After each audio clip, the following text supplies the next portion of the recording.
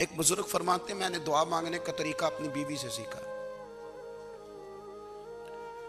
दुआ मांगने का तरीका अपनी सीखने वाले तो अपने बच्चों से भी सीख लेते हैं, सीखने वाले तो हर एक से सीखते हैं। वो कहते हैं मैंने दुआ मांगने का सलीका अपनी बीवी से सीखा है। हजरत वो किस तरह?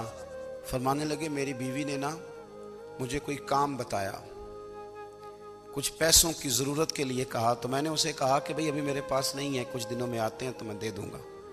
औरतों की आदत होती है, वो बार बार याद कराती हैं। 2-4 दिनों के बाद फिर उसने कहा हजरत वो मैंने कहा था कुछ पैसे, मैंने उसे कहा कि अभी मेरे पास नहीं है, कुछ दिनों में मिलते हैं तो मैं तुम्हें दे दूंगा।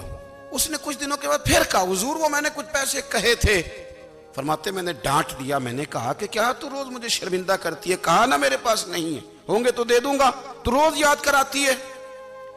फरमाते उसने पहले तो मेरी डांट को सहा, फिर मेरे सख्त जुमलों ने उसकी आंखों में आंसू पैदा कर दिए, फिर उसने अपने आंचल में अपने उस दुख को समेटा और फिर उसने एक जुमला कहा तो मैं रो पड़ा और मुझे अपने रब से मांगने का तरीका आ गया।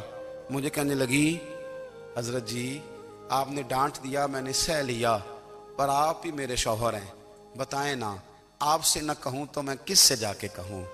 फरमाते हैं मैं रो पड़ा और मैं खुल के रोया और मैं तड़प के रोया और फिर मेरी सिसकियां बंद गईं। तो मुझे कहने लगी आपको क्या हुआ? मैंने कहा मुझे भी दुआ मांगनी आ गई है। जब मैं उसे कहूंगा ना अल्लाह तू ही मेरा रब है, मैं तुझसे ना कहूं तो मैं किससे जाके कहूं, मैं क्यों किसी बंदे से सवाल करूं, मैं क्यों किसी दुनियादार से कहूं, मैं तेरे बंदों का नेक बंदों का वसीला लेके तेरे महबूब की गुलामी लेके तेरी बारगाह में आया, तुझसे ना मांगूं तो किससे मांगूं। समझ आ गई है? जब मैं इस रंग में मांगूंगा तो मेरा रब मेरे ऊपर बड़ा ही फजल फरमाएगा, वो मेरे ऊपर बड़ी रहमत करेगा, वो मेरे लिए आसानियां करे। अजीज दोस्तों हम इस तरह करने लग गए हैं कि हमने ना अपने ताल्लुकात पर एतमाद करना शुरू कर दिया है। मेरे ताल्लुकात बहुत हैं, हमने अपनी दौलत पर एतमाद करना शुरू कर दिया है, मेरे पास दौलत बहुत है। हमने अपने इल्म पर अपनी शोहरत पर एतमाद करना शुरू कर दिया है कि मेरे पास फलां चीज बहुत है। याद रखना जब बेनियाज अपनी सिफ्ते बेनियाजी दिखाता है तो बड़ी बड़ी दौलतों वाले मजबूर नजर आते हैं। भाइयों जब इंसान का रिश्ता अपने मालिक के साथ होता है फिर तो गम भी कुछ नहीं कहते, परेशानियां भी कुछ नहीं कहती, फिर तो जिंदगी सब्र वाली, फिर तो जिंदगी तवक्कुल वाली, फिर तो जिंदगी भरोसे वाली।